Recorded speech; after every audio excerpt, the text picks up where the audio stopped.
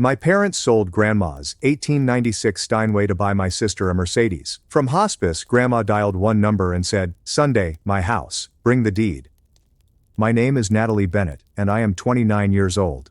My parents sold my grandmother's antique piano, which she promised would be mine, for $102,500 and used the proceeds to buy my sister a brand new Mercedes.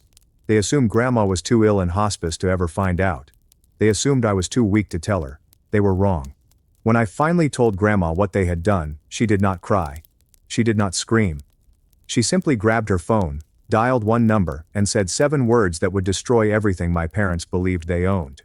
Before I tell you what those 7 words were, and what happened next at my mother's 62nd birthday party, please like and subscribe if you enjoyed the story. Leave a comment and tell me where you're watching from and what time it is. Now let me take you back to the day it all began, the afternoon my grandmother was admitted to hospice. The call came on a Tuesday afternoon, just after my last piano lesson of the day. "Margaret has had another heart attack," my father explained. "No greetings, no warmth. She is stable, but they are transferring her to hospice. Family meeting at the hospital in 90 minutes. I dropped everything. When I arrived, my parents and sister Haley were already huddled in a corner of the waiting room, speaking quietly. My father, Thomas Bennett, stood with arms crossed. My mother, Claire Bennett, clutched her designer purse like a lifeline. Haley, 5 years younger and always the favorite, was scrolling through her phone, barely looking up. "Good, you're here," my father said. "We need to distribute responsibilities, not, how are you holding up? Not, this must be difficult for you. Just logistics. Someone should pay Mother a visit every day." He added, "Claire and I have a business to run. Haley is in a critical situation with Carter Reynolds' family." Carter Reynolds, Haley's boyfriend of 9 months, son of my father's main business partner. "So, Natalie." My father looked at me as if he were assigning me a chore. "You will handle the visits. Your schedule is flexible. Teachers do not typically work overtime." I wanted to mention that I teach music to 42 children every week. I ran after-school programs, that my time had value too, but I did not. "Of course," I replied quietly. "I want to be with her anyway." "Perfect." My father had already turned away. "Keep us updated if anything changes." As I walked toward Grandma's room, I heard my mother's voice drift down the hallway, intended only for Haley's ears. "At least she's useful for something." I continued walking.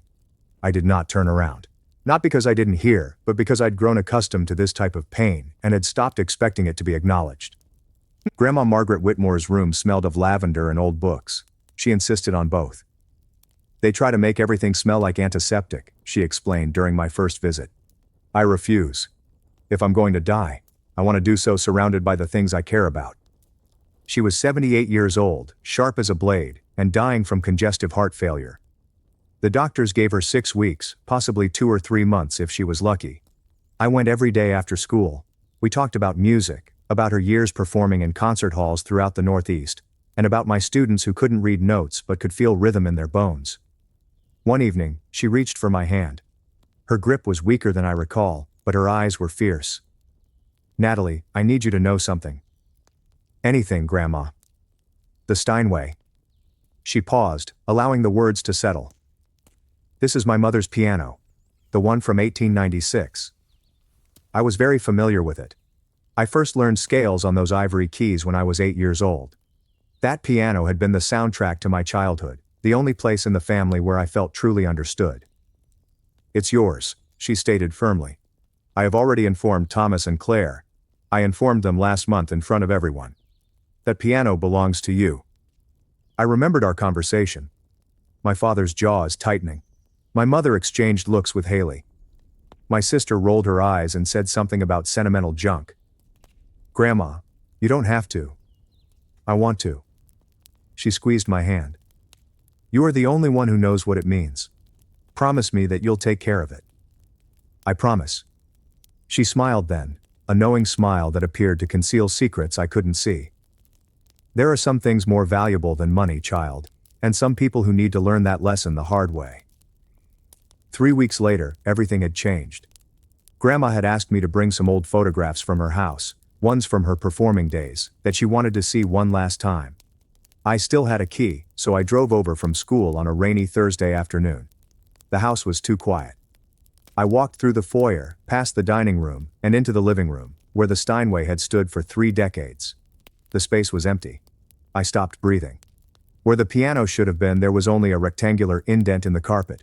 A ghost of something that had lived there for decades was violently removed.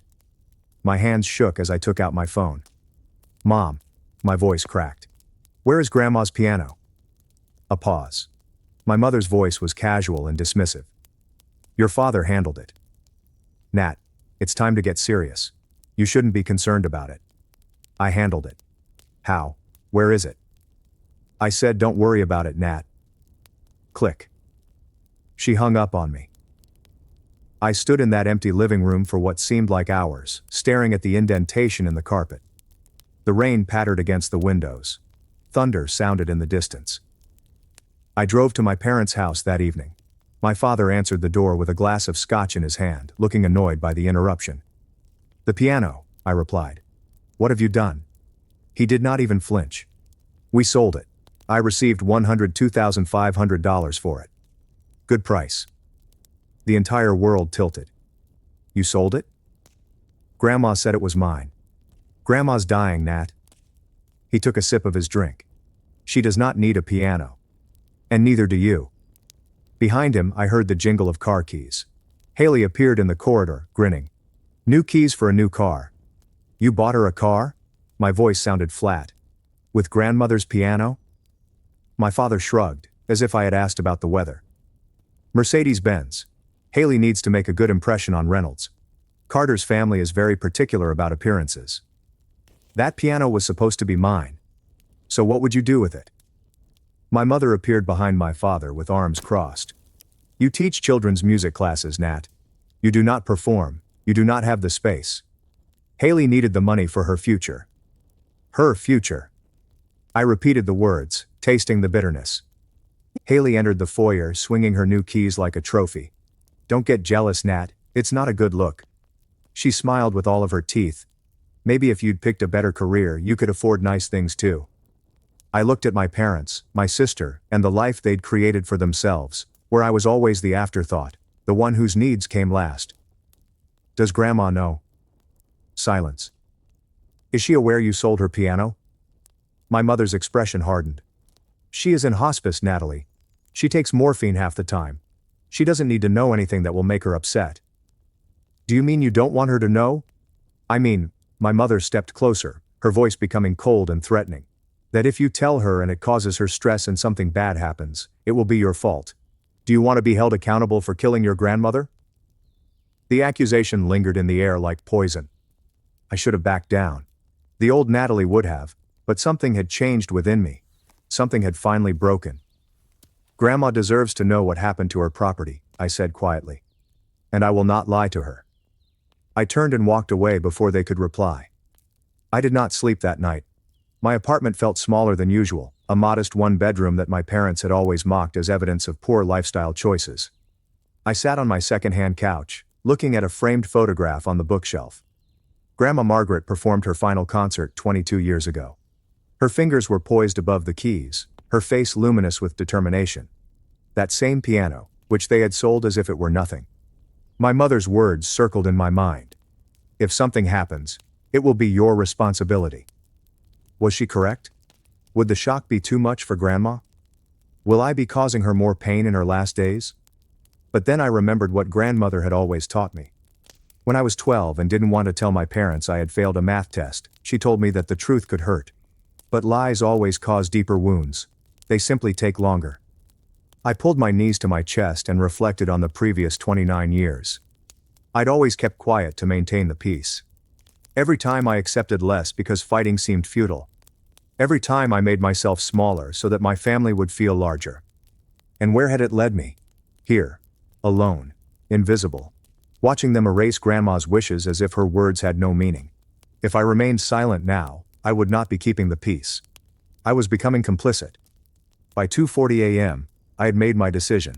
Grandma deserved the truth. She deserved to know that her son had stolen from her, lied to her, and thought she was too weak to matter anymore. And perhaps, just maybe, I deserved to stop apologizing for my existence. I set an alarm for early morning. I would visit hospice before school. I'd tell her everything. When I arrived, Grandma was awake and propped up against her pillows, watching the sunrise through the window. "You look like you haven't slept," she said softly. "I haven't." I pulled a chair up to her bed and took her hand. "Grandma, I have to tell you something, and it's going to hurt." Despite everything, her eyes remained sharp and studied my face. "Then tell me." So I did. The empty space in her living room. The $102,500. The Mercedes-Benz gleamed with Haley's name. My father's casual dismissal. My mother made a threat. I told her everything, bracing myself for tears, shock, and the kind of devastation that would shatter what remained of her fragile heart. Instead, Grandma Margaret exhaled slowly. Not a single gasp of pain. Not a scream of betrayal. A sigh. Someone sighed, knowing what was about to happen. "Grandma," I whispered. She turned to face me, her expression not one of grief. It was calm and almost resigned.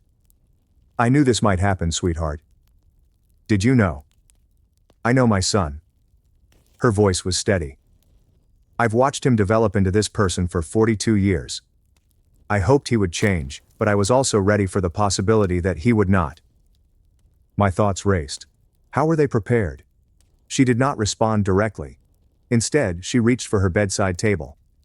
"Could you hand me my phone?" I passed it to her, perplexed. She quickly scrolled through her contacts, found a name, and pressed the call button. Then she turned it on speaker. 3 rings. Then there was a deep, measured male voice. "How are you feeling, Margaret?" "I'm dying, Graham, but I'm clear-headed, and it's time." A pause. "I understand. When?" "Sunday. Claire's birthday party. At my house. I'll prepare the documents." "Thank you, old friend." She ended the call and gave me a knowing smile. "Grandma," I said, staring at her. "Who is Graham?" "Graham Whitaker," she said, gently placing the phone down. "He has been my attorney for 32 years. He was your grandfather's close friend." "Do you have your own attorney?" "I have many things your father doesn't know about, Natalie." Despite the exhaustion on her face, her eyes twinkled. "Thomas assumes he knows everything about my affairs. He has always assumed that. It's his greatest weakness." I felt like I was standing on the edge of something vast, peering down into depths I couldn't see. "What's going on at Mom's birthday party this Sunday?" "Justice." Grandma squeezed my hand. "Delayed perhaps, but justice nonetheless." "I don't understand." "You don't need to understand everything just yet." She leaned back against her pillows, looking tired. "I just need you to do one thing for me." "Anything." "Come to the party, dress nicely, and bring your patience." A ghostly smile. "The kind of patience I taught you when you were learning Chopin and wanted to throw the sheet music across the room." I almost laughed despite everything. "Is it that bad?" "Worse." Her expression became softer. "But necessary. Your father and mother need to understand that their actions have consequences. And I've spent the last 6 years ensuring that when the lesson comes, it will be unforgettable." 6 years. She had been planning something for 6 years. "Grandma, what have you done?" She closed her eyes, exhaustion taking over. "I protected you, sweetheart, as I should have all along. I'm just sorry I took so long to act." I sat with her until she fell asleep, my thoughts racing with questions. Graham Whitaker, Sunday, my mother's birthday party, at Grandma's house. Something was going to change. I could feel it. I simply didn't know what. 2 days later, I was sitting in a small law office on the outskirts of Philadelphia. Graham Whitaker was not what I had expected. He was in his early 70s, had silver hair, and wore gold-rimmed glasses. His movements were slow and precise. His office smelled of old leather and paper and was lined from floor to ceiling with legal volumes. "Natalie Bennett," he held out his hand. "Your grandmother is constantly talking about you. It's nice to finally meet you." "Mr. Whitaker, Graham, please." He motioned toward a chair across from his desk. "Sit. Your grandmother asked me to explain a few things before Sunday." I sat. My hands trembled slightly. "Your grandmother is a remarkable woman," Graham began. "She's also far more astute than her children realize. She has been observing and planning." "What exactly are you planning?" He folded his hands on the desk. "Tell me, Natalie. Do you know who owns the house where your parents live? They do. Grandma gave it to them after Grandpa died. Graham's expression did not change. Is that what you were told? It's what everyone says. Everyone's wrong. He took a folder from his desk drawer and slid it across to me. Your grandmother let Thomas and Claire live in that house for free, but she never transferred ownership. Not legally. Not ever. I focused on the document in front of me, the property deed. Margaret Whitmore's name is clear as day. No transfer. There is no amendment.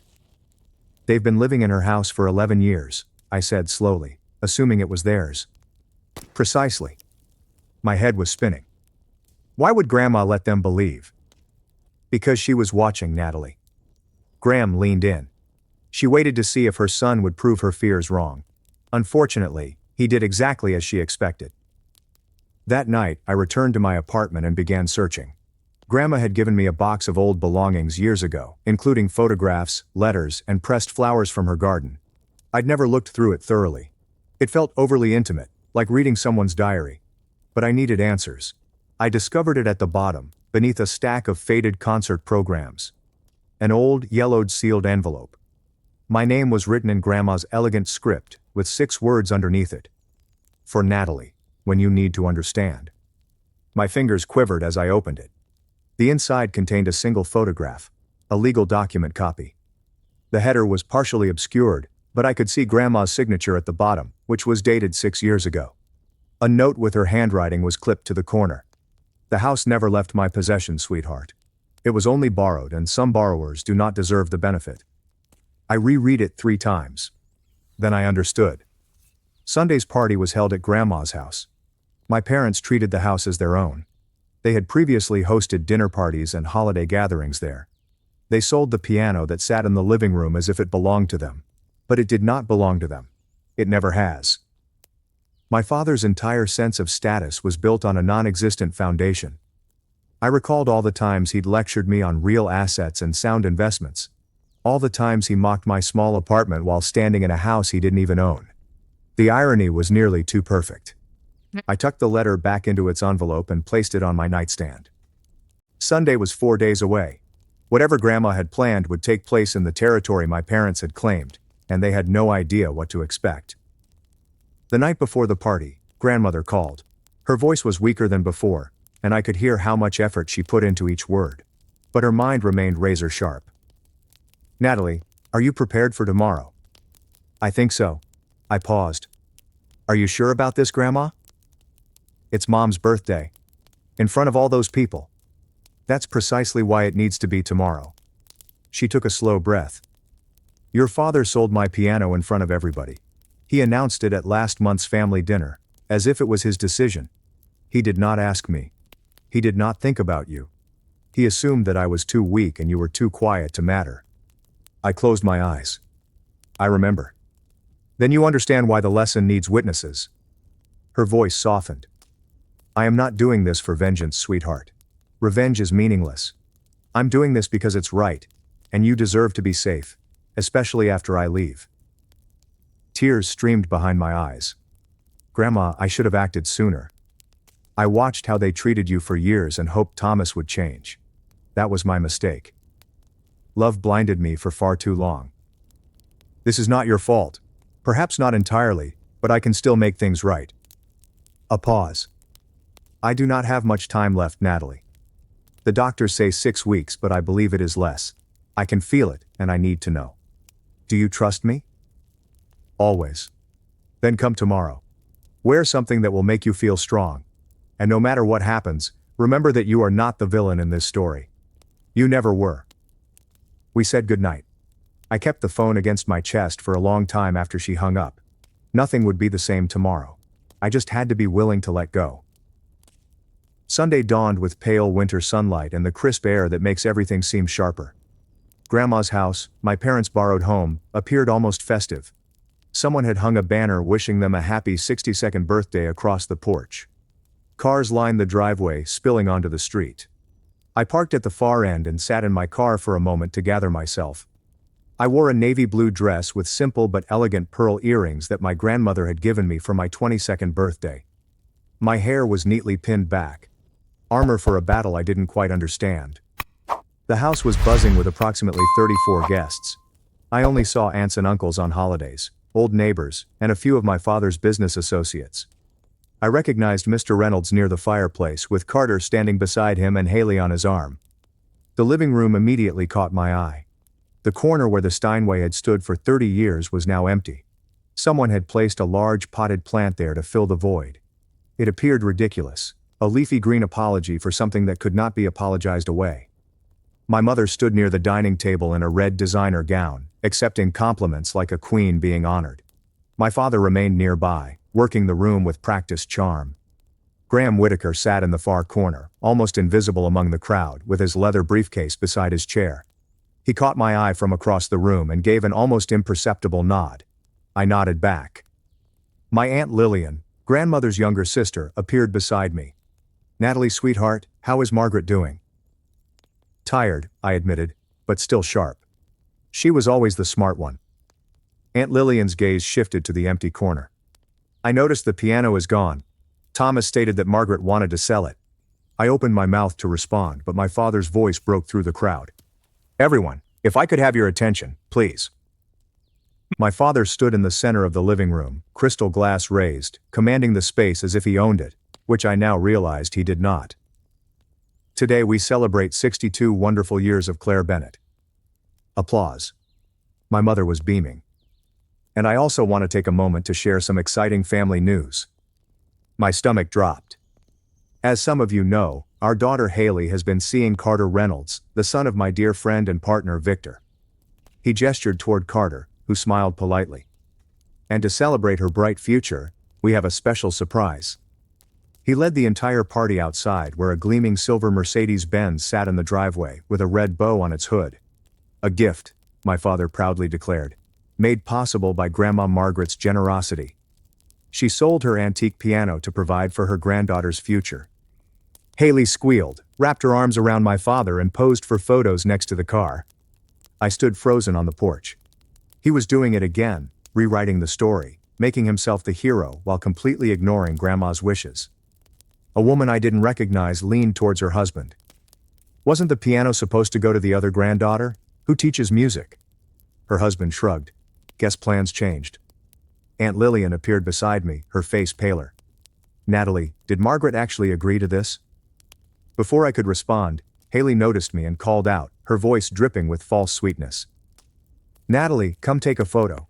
Don't get jealous. I'm sure Grandma will leave something for you too. Perhaps she has an old collection of sheet music." Scattered laughter echoed throughout the crowd.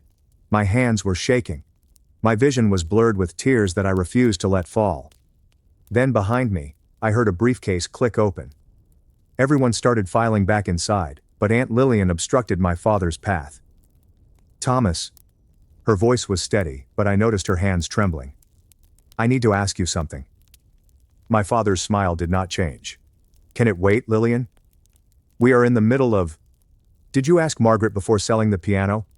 The question landed like a stone in still waters. Conversations nearby came to a halt. "Mother is in hospice," my father stated calmly. "She is not in a position to make these kinds of decisions. We did our best for her. I spoke to her this morning." Aunt Lillian's voice became stronger. "She is clear-headed, Thomas. Perfectly clear. And she said, you never asked her permission. You never even told her." More people were listening now. I noticed Mr. Reynolds frown. I noticed Carter shift uncomfortably. My mother pushed forward, her face flushed. "Lillian, it is my birthday. Let's not cause a scene." "A scene?" Aunt Lillian laughed, but it wasn't funny. "Claire, your husband sold Margaret's most valuable possession without her knowledge and spent the money on a car. If anyone is causing a scene, it is not me." The room had become quiet. 34 pairs of eyes darted between my aunt and my parents. My father's composure cracked slightly. "This is a family matter. It does not have to be discussed in public." "Actually," a new voice said from behind us, "I think public is exactly where it needs to be discussed." I turned. Graham Whitaker was standing with his briefcase open and a folder of documents in his hand. He walked calmly toward the center of the room, as if he had done this 1,000 times before. "Good afternoon to everyone. My name is Graham Whitaker. I am Margaret Whitmore's attorney. My father's face turned white. The silence was suffocating. Graham took up a position near the empty corner where the piano once stood, which felt deliberate. I apologize for interrupting the celebration, he said, his voice easily heard across the room. But Margaret Whitmore has asked me to address some urgent matters regarding her estate. Given the circumstances, she felt it was important that her family and those close to them hear this directly. My father discovered his voice first. My mother has an attorney. Since when? Since 32 years ago, Thomas. Graham's tone was polite yet cutting. I also represented your father. You would know this if you had bothered to ask. Muffled gasps echoed throughout the room. Someone in the back said, "Oh my God, this is outrageous." My mother stepped forwards. Margaret is dying. She is not in her right mind. Whatever papers you have. Graham raised a hand to silence her. I saw Margaret this morning. Her nurse, Nancy, confirms that she is fully competent and lucid. She dictated detailed instructions for today's meeting. He opened the folder and took out a document. Now, I understand there's been some confusion about property ownership, so let me clarify. He held up the paper. This is the deed to the house we are currently standing in. I watched my father's face turn colorless. Note the name on the deed. Margaret Whitmore, not Thomas Bennett. Not Claire Bennett. Graham paused to let the words sink in. This house was never transferred. It was never a gift.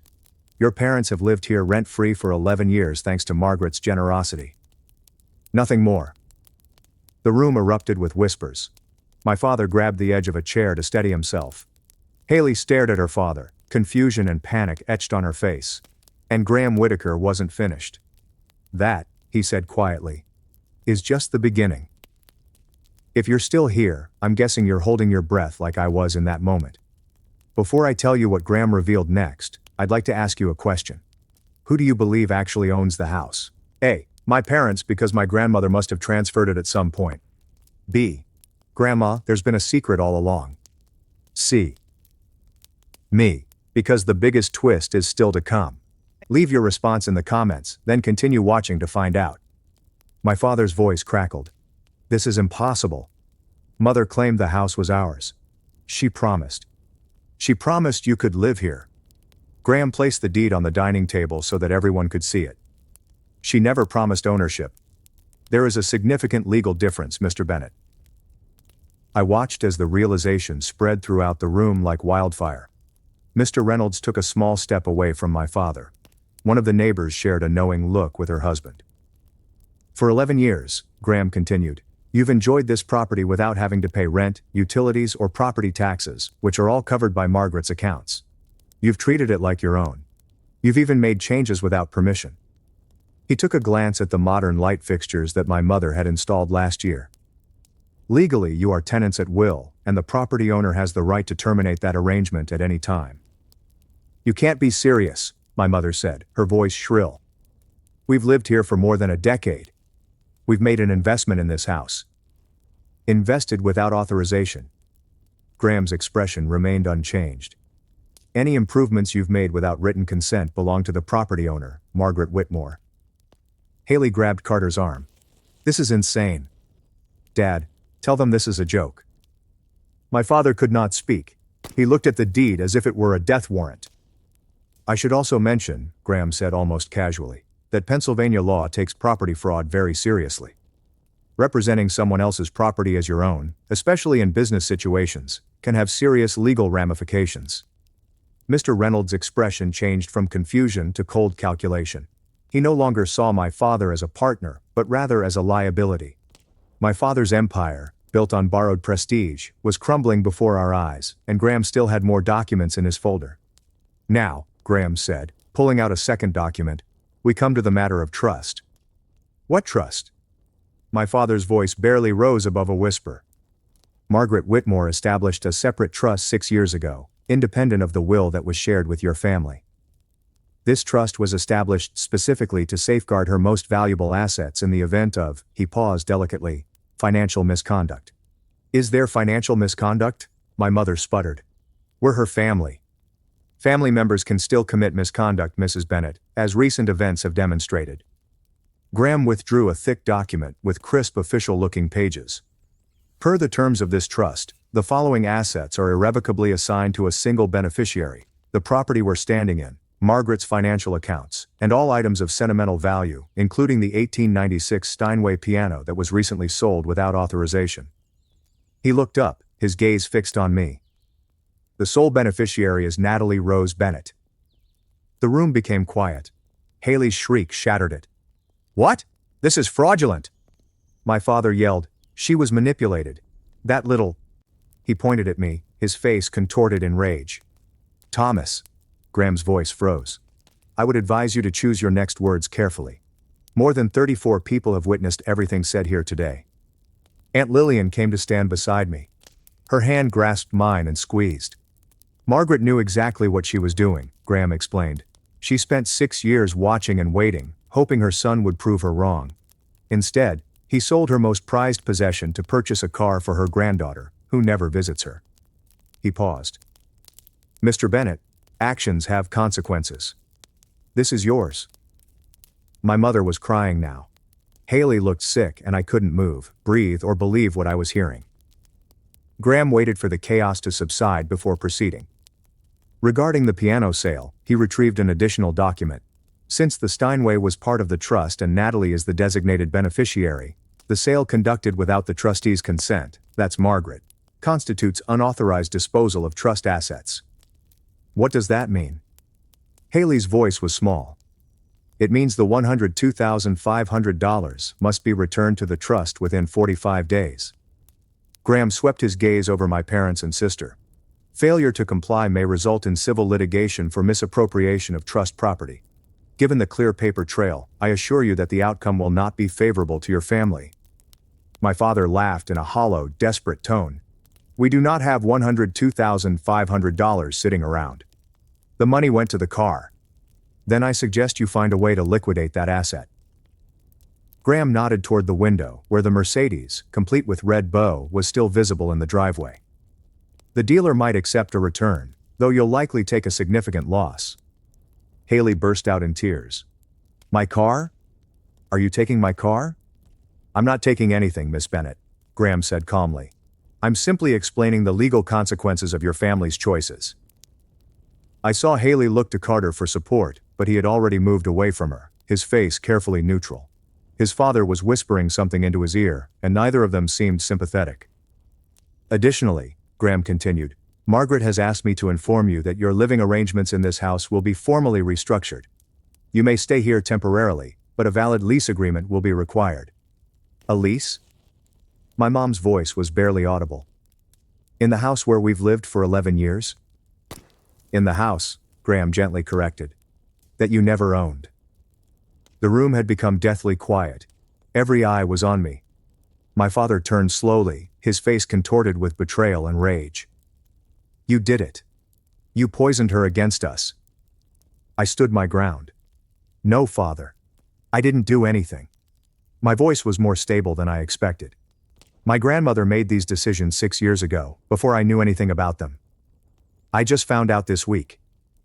"Liar." My mother's voice was venomous. "You've always been jealous of Haley and our family's success. This is your vengeance." Revenge? I felt something cold and hard crystallize within me. I didn't sell Grandma's piano without first asking her. I did not spend the money on my own car. I did not lie to everyone about what occurred. I took a step forward and looked directly at my mother. I didn't say, "At least she's useful for something," when I agreed to visit Grandma every day. I am not the person who hung up on me when I asked questions. And I am not the one who threatened to kill Grandma if I told her the truth. Gasps echoed throughout the crowd. Aunt Lillian's hand tightened around mine. "I spent 29 years being invisible in this family." My voice remained steady. "I accepted it because I believed that was what love required. Shrink yourself to make others comfortable." I looked at my father, my mother, and Haley, who was still crying over her doomed Mercedes. But grandmother taught me something different. She taught me that loving yourself entails standing up for what is right, even if it costs you everything. I took a breath. "So this is what I want you to understand. I'm not sorry anymore. I refuse to remain silent any longer, and I'm over pretending everything is fine when it isn't." The room was completely still.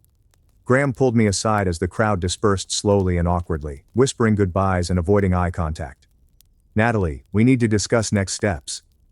I nodded, feeling surreal, as if I were watching myself from outside my body.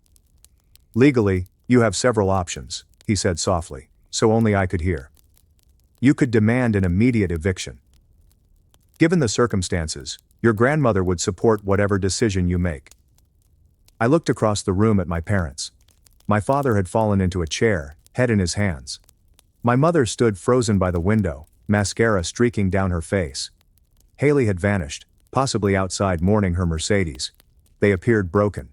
A small part of me wanted to twist the knife, to make them feel every ounce of the pain they had caused me over the previous 29 years. But that's not who I wanted to be. "I don't want to throw them out," I explained slowly. "Not immediately." Graham raised his eyebrow. "Are you sure?" "Yes." I drew a breath. "Here is what I want. The $102,500 is returned within 120 days, not 45. I'll give them time to sell the car and sort things out. They can stay in the house under a formal lease agreement for a low rent. After Grandma," I swallowed hard, "they will have 15 months to find another place to live." That's remarkably generous, given everything.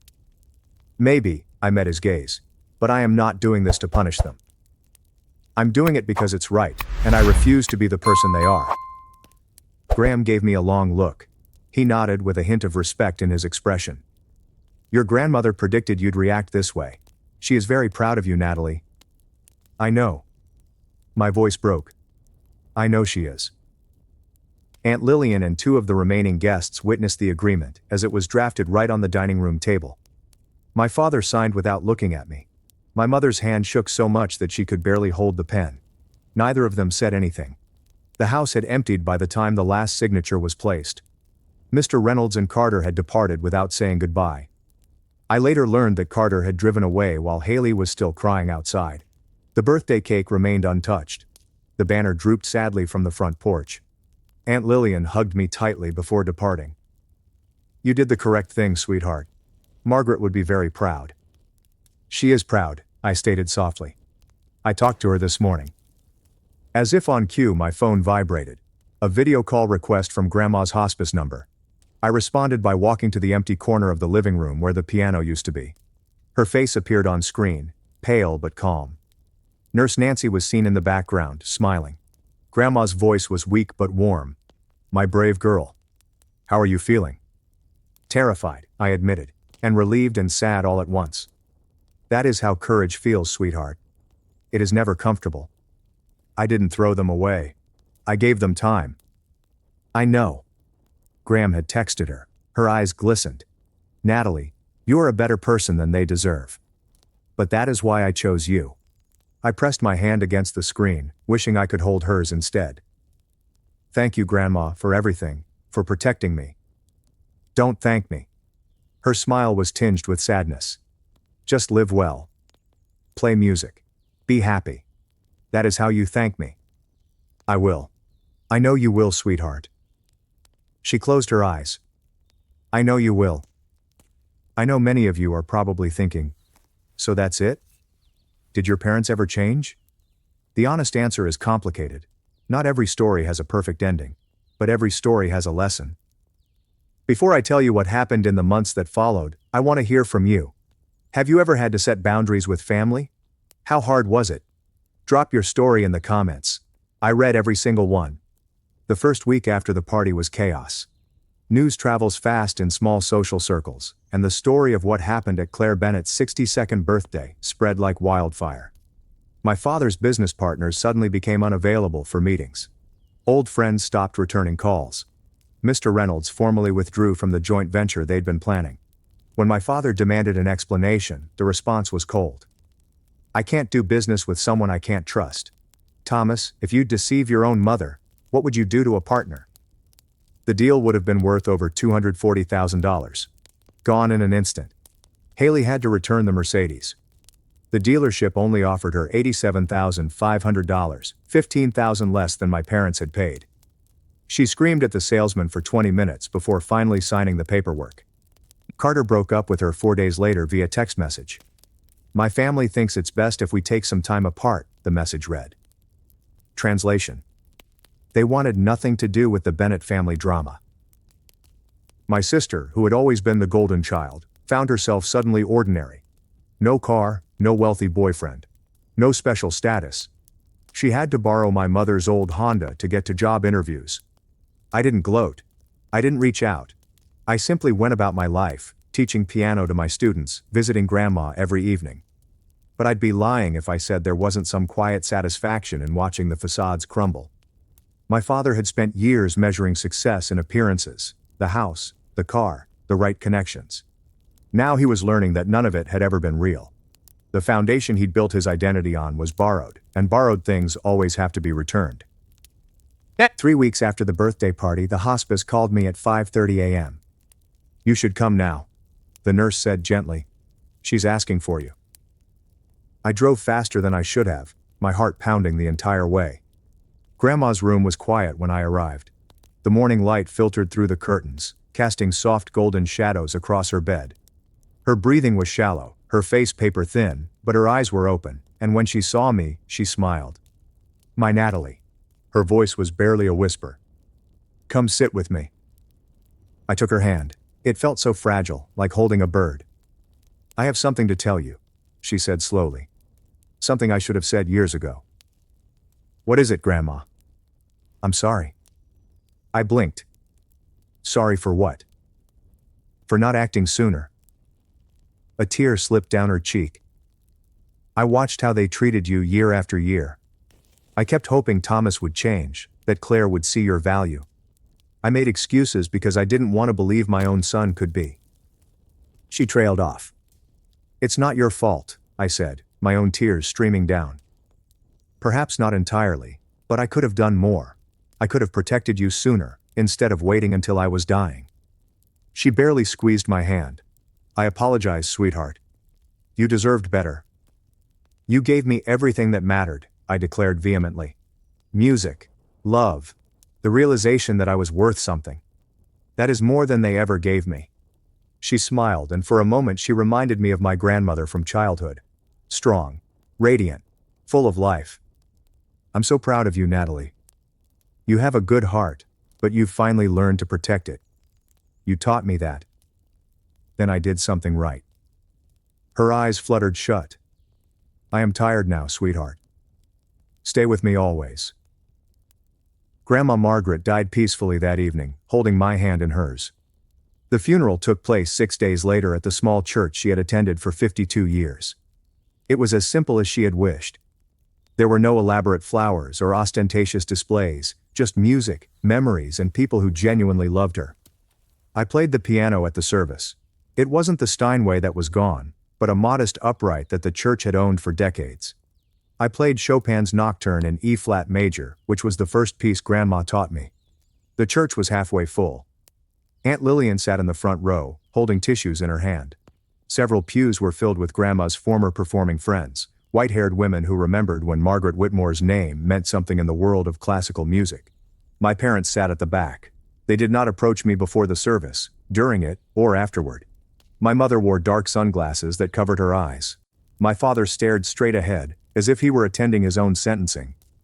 Haley was not there at all. Too emotionally fragile, my mother replied to someone who inquired. I gave the eulogy. I discussed Grandma's music, her wisdom, and her quiet strength. I mentioned how she taught me that love isn't about grand gestures. It was about showing up every day and deciding to see someone for who they truly were. I did not mention the drama. The funeral wasn't the appropriate setting. Following the service, my father began walking toward me. I saw him pause, take a step, and then stop when my mother grabbed his arm and drew him away. He never managed to cross the room. Perhaps he wanted to apologize. Perhaps not. I will never know. But I'd already accepted the fact that some apologies never come, and others are no longer necessary. 7 months later, I moved into Grandma's home. It felt strange at first, walking through rooms infused with her presence and sleeping in the guest bedroom I'd known since childhood. However, it gradually began to feel like home. I used some of the returned funds to purchase a new piano. Not a Steinway, which costs much more than $102,500. but a lovely Yamaha grand that filled the space where Grandma's piano once stood. Different, but meaningful in its own right. A new beginning. I began teaching private lessons on weekends. My first student was Aunt Lillian's granddaughter, Olivia, who was 9 years old, bright-eyed, and had the same impatient energy as I did. I cried when she played her first complete scale. My parents moved out 3 months after Grandma died. They did not wait the full 15 months that I had offered. They refused to live somewhere with so many painful memories. I believe they couldn't stand the reminder of what they had lost. They purchased a small condominium across town. My father's business was struggling and had been reduced to half of its former size. My mother joined a different social club where no one knew about our family history. We did not speak. Distance, not anger. Some gaps are too big to bridge. But I was not bitter. Bitterness is exhausting, and I had a life to lead. In the evenings, I would sit at the piano and play until the stars appeared. Chopin, Bach, or simply improvised melodies that went nowhere and everywhere. Grandma's presence remained in those moments. In the scent of lavender from the garden she had planted. In the creak of the old floors. In the way the sunlight fell through the windows at sunset. She was gone, but she was present everywhere. And I was finally free. 9 months after the funeral, my phone rang. Haley. I waited 3 rings before answering the phone. Natalie. Her voice sounded different, smaller, less certain. Haley. Silence spread between us, 29 years of sisterhood reduced to awkward pauses. I'm not calling to ask for anything, she finally said. I wanted to say something. Okay. I've been thinking a lot about everything that happened, especially how I acted. She took a shaky breath. I was extremely angry at first. Look at you. At Grandma. To everyone. I thought you had taken something from me. And now? Another pause. Now I work at an entry-level marketing firm. I take the bus because I cannot afford a car. And I have started going to therapy. I did not respond. I just listened. My therapist says I have a lot of unpacking to do regarding Mom and Dad. Regarding how I was raised. About why I thought I deserved everything without having earned it. Her laugh was hollow. It turns out being the favorite isn't a gift. It is a trap. I'm glad you're working through it, I replied. I'm not asking you to forgive me. Her voice cracked. I do not deserve that. I just wanted to let you know that I now understand why you did what you did. Why did Grandma do what she did? Grandma loved you too, Haley, I added gently. She just couldn't reward behavior that hurt other people. I know. A sniffle. I know that now. We sat silently for a moment. If you ever want to talk, I said slowly, I am ready to listen. However, re-establishing trust takes time. I understand. Good. We hung up without saying goodbye, not out of rudeness, but because neither of us knew how. Some doors once closed, open slowly, but may still open. It's spring now, 13 months after Grandma entered hospice. Tonight, I'm sitting at my piano while the sun sets over the garden. The windows are open, and a warm breeze carries the aroma of jasmine and freshly cut grass. I play Grandma's favorite nocturne, which she performed at her last concert 22 years ago. The notes drift through the empty house, replacing the silence with something softer. I think about everything that has happened. The betrayal. The reveal. I never thought I'd have the courage to set those boundaries. I think of Grandma. Her strength. Her patience. Her quiet determination to protect me, even when I wasn't aware I needed it. I imagine my parents in their small condo, rebuilding a life that will never be exactly what they envisioned. About Haley riding the bus and discovering for the first time what it means to earn money. I don't hate them. Hate consumes too much energy. But I don't need them anymore. And that is a level of freedom I never expected to find. The nocturne ends. The final notes linger in the air before fading into the evening quiet. I look at Grandma's photo on the piano. At 62, she was radiant, her fingers poised over the Steinway keys. I'm fine, Grandma, I whisper. I'm more than okay. I'd like to think she hears me. I close the piano lid, stand, and go to the window. The stars are just starting to appear, pinpricks of light in the darkening sky. I do not have the original piano. I do not have the family I thought I did. But I've got something better. I've got myself. I have boundaries. I live a life based on truth rather than silence. And that is the true inheritance Grandma left me. And that is my story.